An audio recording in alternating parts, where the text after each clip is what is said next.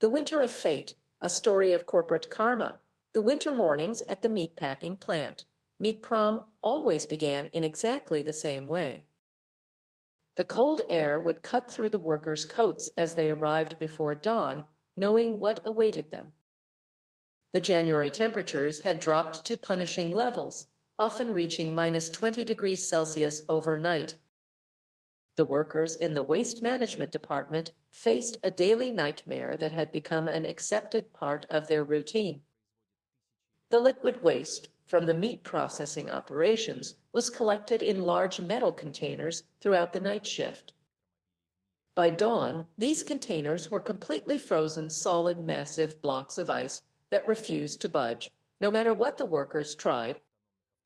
The waste collection team, led by foreman Oleksandr, developed various techniques to deal with this frozen mess.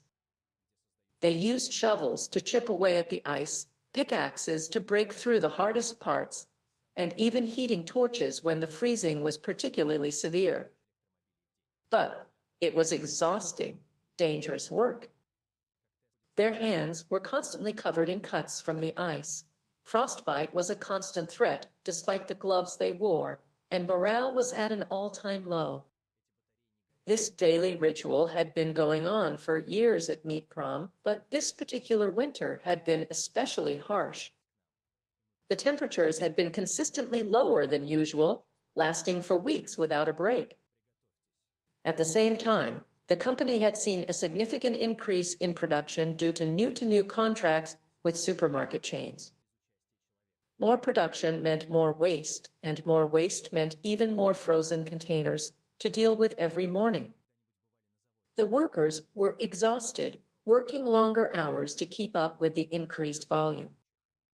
They struggled with the physical demands of the job, but also with the emotional toll of feeling that their concerns were being ignored by management. They had made several suggestions over the years for better equipment for indoor storage facilities, for alternative waste treatment methods, but each suggestion had been dismissed as too expensive or impractical. Into this difficult situation stepped the chief energy engineer, Viktor Petrovich.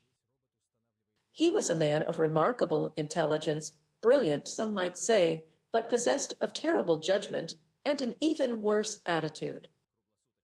He had graduated with honors from one of the country's most prestigious technical universities, with degrees in electrical engineering and thermal systems. His colleagues had always considered him intellectually gifted, a man who could solve complex mathematical problems in his head and design intricate systems with ease. However, his arrogance and refusal to listen to others had earned him few friends and many enemies throughout his career. Viktor Petrovich firmly believed that his education and position made him superior to everyone else at the plant, especially the manual laborers. He rarely missed an opportunity to remind them of this fact, often speaking to them with condescension and treating their suggestions as beneath consideration. One particularly cold morning, as Viktor Petrovich was making his usual rounds through the plant to inspect the various systems, he stumbled upon the waste management department just as the workers were struggling with the frozen containers. The scene that met his eyes was one of struggle and suffering. Oleksandr and his team were chipping away at the ice with tools, their breath forming clouds in the freezing air, their movements slow and careful to avoid injury. Viktor Petrovich watched with disdain, his face wrinkling in distaste at what he considered primitive manual labor. The sound of metal striking ice echoed through the department as he stood there, judgment clear in his posture. "This is completely unacceptable," Viktor Petrovich declared, his voice cutting through the cold morning air, sharp and commanding. "This is totally too six, for heaven's sake. We can't have workers doing manual labor like this in the 21st century. It's inefficient, it's dangerous, and it's frankly embarrassing for a modern company to operate this way." The workers stopped what they were doing and looked at him, surprise and confusion on their faces. They weren't used to management expressing concern for their working conditions, quite the opposite, in fact. Oleksandr, the foreman, wiped sweat from his forehead despite the freezing temperature. He had been with the company for 15 years and knew how to navigate the difficult relationships between workers and management. Viktor Petrovich, Oleksandr respectfully, trying to maintain professional courtesy, we've been trying to find a solution for years. The problem is that the waste is liquid, and in these temperatures, it freezes almost instantly as soon as it stops moving. We can't use traditional heaters because of safety concerns. The waste is flammable, and any open flame is too dangerous. And the containers are too large to fit inside heated buildings, even if we had the space, which we don't. Leave this to me. I have an engineering degree from the best university in the country. I've studied thermal systems extensively. I know how to solve this problem. You workers just focus on what you're trained to do, and I'll handle the engineering. He walked away without another word, leaving the workers to continue their backbreaking work, confident in his own ability to solve a problem that had plagued the department for years. Over the next few days, Viktor Petrovich spent hours in his office, completely absorbed in his task. He sketched diagrams, ran calculations, considered various approaches and potential solutions. He was absolutely certain that he had the perfect solution, one that would demonstrate his brilliance and prove his superiority over the workers who had failed to solve the problem themselves. When he finally returned to the waste management department a week later, he was beaming with confidence, practically radiating self-satisfaction. I've solved your problem, he announced proudly, his voice echoing through the large space. We're going to install heating elements in the containers. 5 of them, to be precise, arranged in a triangle pattern, 1 at the bottom, 2 in the middle, and 2 at the top. This arrangement will optimize heat distribution, with the heat naturally rising from bottom to top, keeping the entire container at the perfect temperature to prevent freezing without overheating. The workers looked at each other, concern written clearly on their faces. This was exactly the kind of solution they had been warning about for years. Introducing heat sources directly into containers filled with flammable liquid waste seemed incredibly dangerous. But Viktor Petrovich, said Olga, one of the senior workers who had been with the company for over 20 years, her voice trembling slightly with worry, these are liquid waste containers. The heating elements might cause serious problems. They could overheat the waste. They could short circuit in the wet environment. They could even cause a fire or explosion. And the waste itself is flammable when heated. I really think we should reconsider this approach. I know what I'm talking about, Olga. I'm the chief engineer, not you. I've designed countless thermal systems in my career.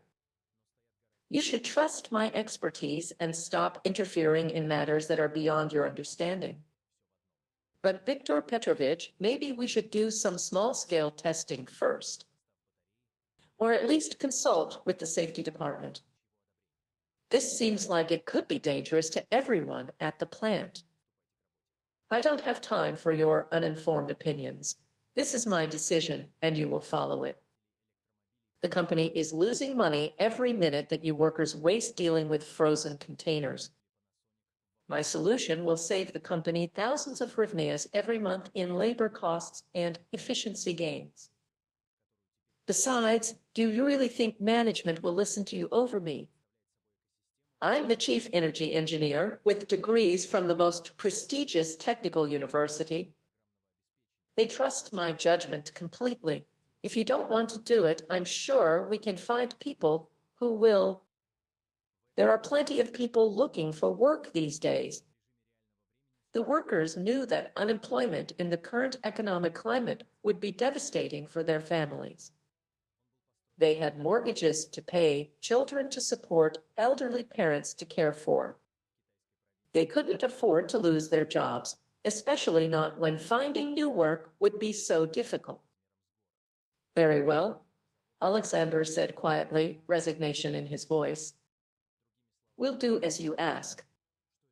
I expect the work to be completed by Friday. I don't want to hear any more complaints or delays.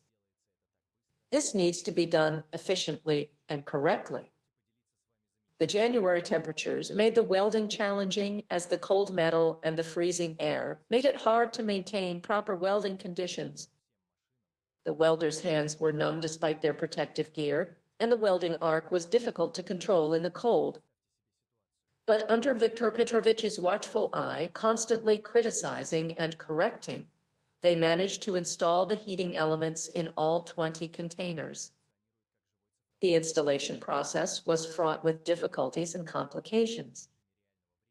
The heating elements had to be carefully positioned to ensure proper heat distribution, and the welding had to be perfect to prevent any leaks or safety hazards in containers that would eventually be filled with hot, toxic materials. The workers worked overtime, often staying late into the night to complete the task before the Friday deadline. They were exhausted, their hands were sore, and they were filled with anxiety about what might happen when the heating elements were actually used. Throughout the process, Viktor Petrovich made frequent visits to inspect their work, always pointing out minor issues and criticizing their technique. He offered no constructive feedback, only criticism and condescension. The workers bit their tongues and continued working, hoping that perhaps the solution would actually work and their suffering wouldn't be for nothing, despite their serious doubts. Finally, on Friday evening, the installation was complete. The workers were exhausted beyond measure, their hands were covered in burns and scratches, and they were filled with dread about what would happen next. The heating elements were installed, connected to power sources, and ready for testing. Don't worry, Viktor Petrovich said with false reassurance when he inspected the finished work, his voice dripping with insincere concern. This will work perfectly. You'll see. Tomorrow morning, you'll be thanking me for solving your problem. This is going to revolutionize your operations.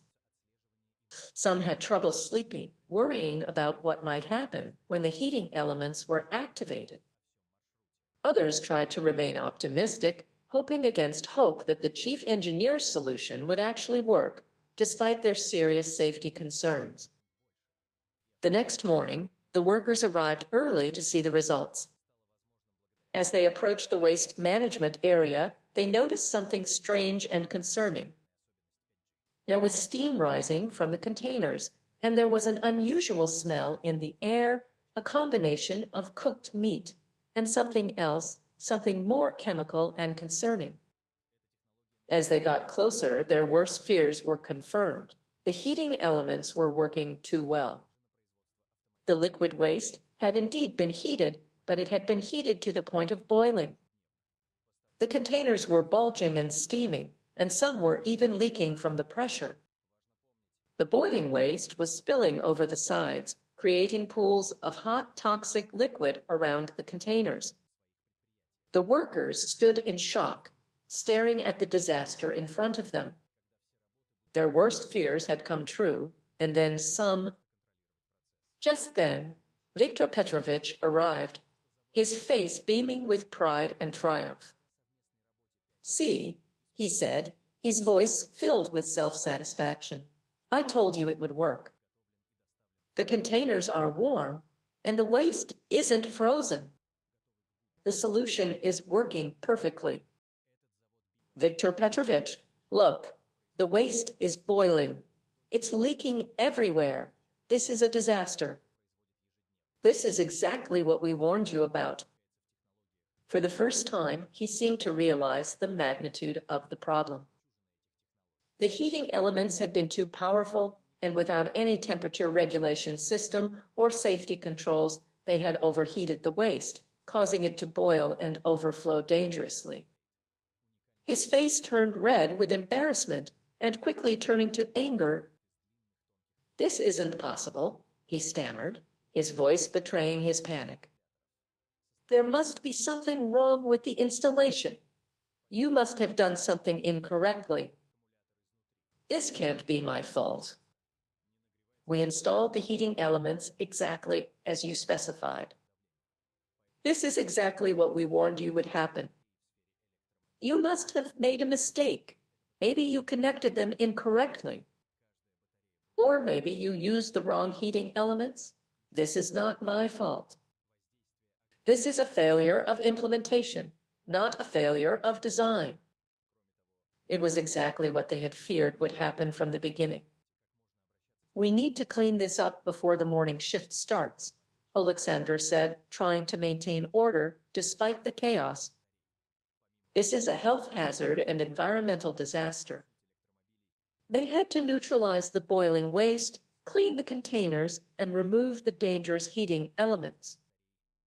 It was back-breaking work in freezing temperatures, made worse by the fact that they had to work with hot, toxic materials that could cause serious injury or illness. As they worked, Viktor Petrovich hovered around, offering criticism but no help. "You're not cleaning it properly," he would say.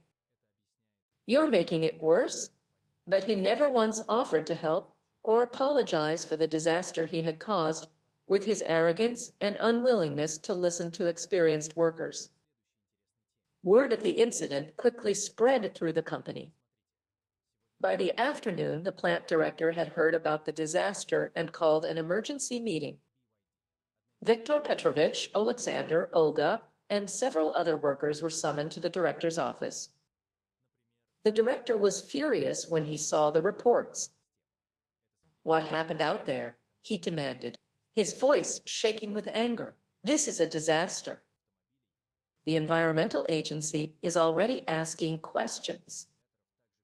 We're facing massive fines and potential legal action."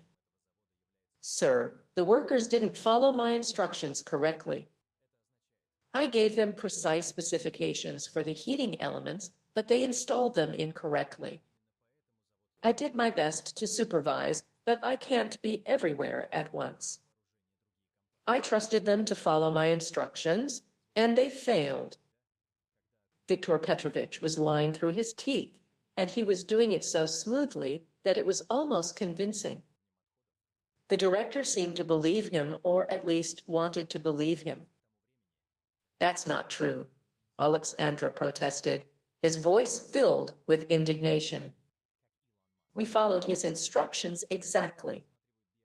We warned him this would happen, but he wouldn't listen." Viktor Petrovich is the chief engineer with years of experience and education. I trust his judgment over yours. The fact remains that this happened under your supervision. You're responsible for your team's work. What do you recommend we do about this? I think we need to hold the workers responsible. They failed to follow proper procedures and ignored my instructions. I recommend disciplinary action, including possible termination for the supervisors. We need to send a clear message that incompetence won't be tolerated. They were going to be punished for someone else's mistake, for someone else's arrogance and unwillingness to listen. It was the ultimate injustice. But fate, it seems, has a way of balancing things out in the most unexpected ways. Over the next few weeks, the workers endured the consequences of the incident. Oleksandr and Olga were given formal reprimands that would go on their permanent records, and they were denied their annual bonuses, a significant financial blow that would affect their families. 2 other workers were fired without any severance or explanation. The team was demoralized and exhausted, but they continued to do their jobs to the best of their abilities, their sense of duty stronger than their sense of injustice. Meanwhile, Viktor Petrovich seemed to emerge from the incident completely unscathed. In fact, he used it as an opportunity to further cement his position within the company. He wrote detailed reports, blaming the workers for everything and presenting himself as the hero who had identified the problem and tried to solve it. He even suggested that the incident demonstrated why workers shouldn't be involved in engineering decisions, further consolidating his power. But karma works in mysterious ways, often when least expected. In February, Viktor Petrovich decided to take a week-long vacation at a ski resort in the Carpathian Mountains. He had always wanted to try snowboarding, seeing it as the kind of sport that would appeal to someone of his athletic ability and intelligence. He felt he deserved a break after the stress of the incident at work, and he was confident that everything was under control at the plant. The weather was perfect when he arrived: clear skies, fresh powder snow, and plenty of sunshine. Viktor Petrovich checked into his luxury hotel and immediately headed to the slopes, eager to try snowboarding. He rented a snowboard and all the necessary gear, completely ignoring the instructor's offer to give him a lesson. "I don't need lessons," he had said arrogantly to the instructor. "I'm a smart man. I can figure this out. How hard can it be? It's just balance and physics." He had absolutely no idea how to control the snowboard, and he careened down the mountain at terrifying speed, unable to stop or turn. The other skiers and snowboarders scattered out of his way as he came barreling toward them. Finally, he crashed into a tree and tumbled into a ravine, landing in deep snow, his momentum carrying him far from the trail. When he tried to get up, he realized with horror that he couldn't put any weight on his left leg. It was broken, the pain excruciating. Viktor Petrovich was trapped. The weather, which had been so beautiful when he started his run, suddenly changed dramatically. Snow began to fall heavily, the wind picked up dramatically, and visibility dropped to almost zero. He couldn't see the mountain. He couldn't find his way back to the resort, and he was in excruciating pain. He realized with growing panic that he had forgotten to bring his phone, and even if he had it with him, there was no signal in the ravine. He was completely alone, injured, and freezing. The temperature was dropping rapidly as the afternoon wore on, and he had no shelter from the wind and snow that was beginning to accumulate around him. As the hours passed, Viktor Petrovich's situation became increasingly desperate.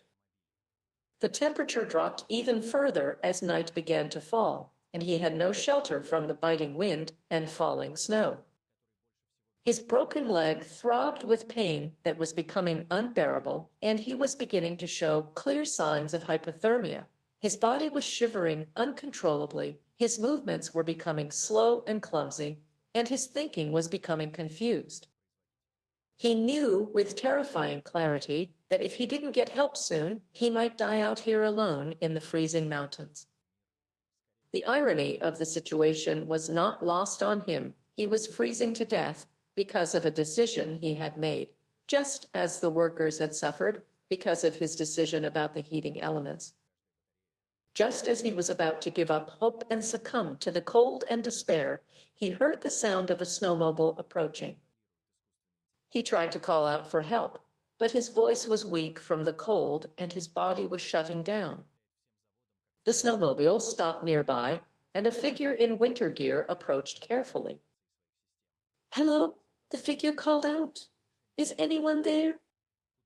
"I thought I heard something. Help me." Viktor Petrovich managed to croak, his voice barely audible. The rescuer quickly spotted him in the snow and rushed to help. As they worked carefully to get him onto the snowmobile, trying not to cause further damage to his broken leg, Viktor Petrovich got a good look at his savior's face. His blood ran cold when he recognized the face. It was one of the workers who had been fired after the container incident, a man whose life had been destroyed because of Viktor Petrovich's lie and unwillingness to take responsibility. The worker recognized him too. For a moment, there was silence as they looked at each other. Then the worker simply nodded and continued with the rescue, his face showing no emotion. He didn't say anything, didn't gloat, didn't express any of the anger and betrayal that Viktor Petrovich knew he must feel. He simply went about the business of saving the life of the man who had ruined his livelihood. The rescue was long and difficult.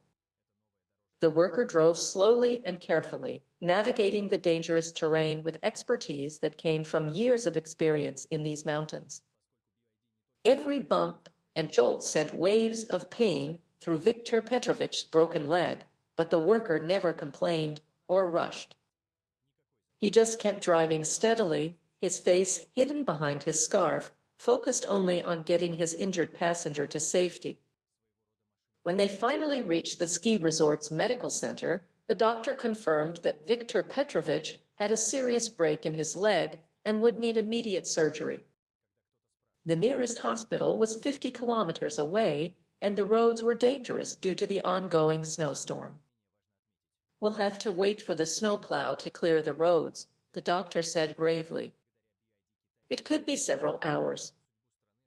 In the meantime, we'll keep you warm and monitor your condition." During this long wait, Viktor Petrovich lay on a stretcher, in pain and freezing despite the blankets they piled on top of him. He had plenty of time to think in the quiet of the medical center. He thought about the workers at the meatpacking plant, about how he had blamed them for his own mistake, about how he had ruined their lives without a second thought or any consideration for the consequences.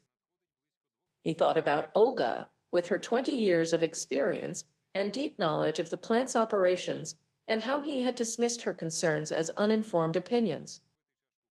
He thought about Oleksandr taking responsibility for his team, even though it wasn't his fault, accepting the punishment that should have been directed at Viktor Petrovich himself. He thought about the workers who had been fired because of his life, people with families to support, mortgages to pay, lives that had been thrown into chaos because he was too arrogant to accept responsibility for his own mistakes. And he thought about the bitter, cold irony of his situation. Here he was, injured and helpless in the freezing cold, completely dependent on the kindness and expertise of someone whose life he had destroyed.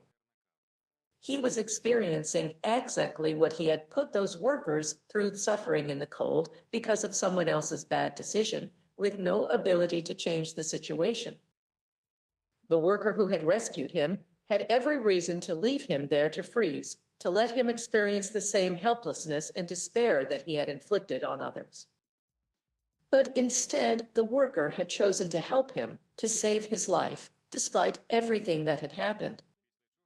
When the roads were finally cleared and the snowplow had made it possible to travel, the worker who had rescued him offered to drive him to the hospital. It was another long, slow drive through the dangerous mountain roads. The worker didn't say much, just concentrated on driving safely through the snow and ice. Viktor Petrovich couldn't stand the silence any longer. "Why did you help me?" he finally asked, his voice weak and filled with shame. "After what I did to you and the others, why didn't you leave me there?" "Because you're a human being, because everyone deserves help when they need it. Even you. Just simple humanity and basic decency." Viktor Petrovich spent 2 weeks in the hospital recovering from his injuries. When he was finally discharged with a full leg cast and crutches, he returned to the meatpacking plant, thinking he could resume his position and continue as before. But he returned to find that things had changed dramatically in his absence. While he was recovering, the company had conducted an internal investigation into the container incident. Several workers had come forward, providing detailed evidence that Viktor Petrovich had ignored clear safety concerns and forced the implementation of his dangerous plan, despite warnings from experienced personnel. The company had also discovered other issues with Viktor Petrovich's work during the investigation, projects that had been mismanaged, safety protocols that had been ignored, budgets that had been exceeded, and decisions that had endangered workers and equipment. The pattern was clear: a man whose arrogance had consistently overridden sound judgment. When Viktor Petrovich returned to his office, he found a letter on his desk. His hands trembled as he read it. He was being placed on administrative leave pending a full investigation. His access to company facilities was being restricted, and he was forbidden from having any contact with other employees during the investigation. A week later, he received another letter. The investigation had concluded, and he was being terminated from his position as chief energy engineer effective immediately. The letter cited numerous instances of misconduct, negligence, and failure to follow proper procedures, all of which had endangered the company and its employees. Viktor Petrovich was devastated. He had spent his entire career building his reputation and his position, and now it was all gone in an instant. He had no job, no income, and a broken leg that would take months to heal. The arrogance that had been his defining characteristic had led to his complete downfall. As he packed his personal belongings from his office, carrying items in his uninjured arm and using his crutches awkwardly, he passed by the waste management department. Through the window, he saw Oleksandr and Olga supervising a new team of workers. They looked tired but determined, facing the same frozen containers that had been their daily challenge for years. They noticed him and exchanged glances, but said nothing. They didn't gloat or celebrate his downfall. They simply went back to work, continuing to do their jobs despite everything that had happened, showing the professionalism and dignity that Viktor Petrovich had never understood or appreciated. Viktor Petrovich walked out of the plant for the last time, carrying his small box of belongings, his leg in a cast, his heart heavy with regret and the weight of his mistakes. He knew now that he had been completely wrong to think that his education and position made him superior, wrong to ignore the wisdom and experience of the workers who had dedicated their lives to the plant, wrong to blame others for his own mistakes, and wrong to believe that he was somehow above the consequences of his actions. As he hobbled painfully to his car through the cold winter air, the same air that the workers breathed every day as they dealt with the frozen containers, he finally understood the truth that Olga had tried to tell him all those months ago. Intelligence without wisdom is dangerous, and arrogance is a weakness that eventually leads to downfall. The workers at the meatpacking plant continued their work, dealing with the frozen waste day after day, just as they always had. They still struggled with the freezing containers, still worked in difficult conditions, still faced challenges that seemed impossible to solve. But they faced them together, as a team, supporting each other through the hard times with a camaraderie that Viktor Petrovich had never understood or appreciated. And they knew, somewhere deep down, that justice had been served. Not because someone had punished Viktor Petrovich, though he certainly faced the consequences of his actions, but because the universe had its own way of balancing things out. Karma, it seemed, was real, and it had a way of finding those who needed to learn its lessons, often in the most unexpected ways. The frozen waste would still freeze, the workers would still struggle, and the challenges would still seem insurmountable at times. But now, at least, there was justice in the world, a cold, hard justice that Viktor Petrovich finally understood, standing alone in the freezing winter air, carrying a box of belongings and the heavy weight of his own mistakes.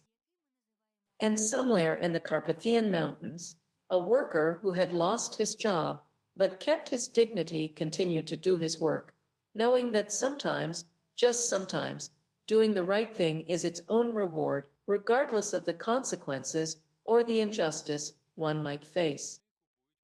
Thus ended the winter of fate, a story of corporate karma, of lessons learned too late, and of the enduring power of doing what's right, even when it's difficult. The meatpacking plant would continue to operate, the workers would continue to work, and life would go on. But for those who had witnessed the events of that winter, The lessons would remain forever, frozen in memory like the waste in the containers, cold, hard, and impossible to ignore.